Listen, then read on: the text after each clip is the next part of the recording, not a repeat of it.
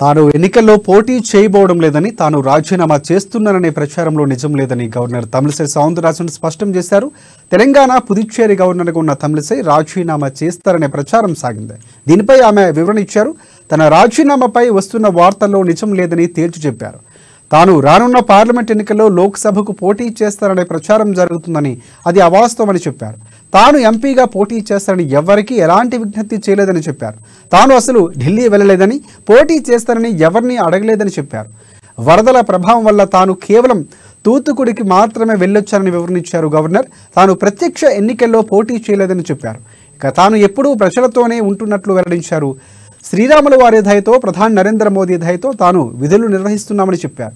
అధిష్టానం తనకు ఏ బాధ్యత అప్పగించినా నిర్వర్తిస్తానని చెప్పారు గవర్నర్.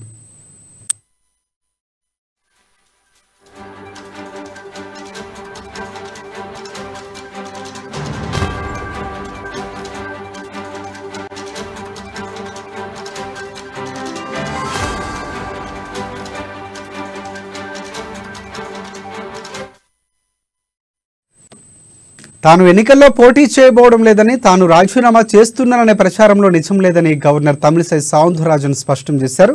తెలంగాణ, పుదుచ్చేరి గవర్నర్గా ఉన్న తమిళిసై రాజీనామా చేస్తున్నారనే ప్రచారం సాగింది.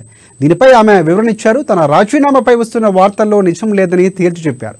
తాను రానున్న పార్లమెంట్ ఎన్నికల్లో లోక్సభకు పోటీ చేస్తారనే ప్రచారం జరుగుతుందని, అది పూర్తిగా అవాస్తవమని చెప్పారు. తాను ఎంపీగా పోటీ చేస్తారని ఎవరికీ ఎలాంటి విజ్ఞప్తి చేయలేదన్నారు. తాను అసలు ఢిల్లీ వెళ్ళలేదని, పోటీ చేస్తారని ఎవరిని అడగలేదని చెప్పారు. వరదల ప్రభావం వల్ల తాను కేవలం తూత్తుకుడికి మాత్రమే వెళ్ళొచ్చినట్లు వెల్లడించారామె.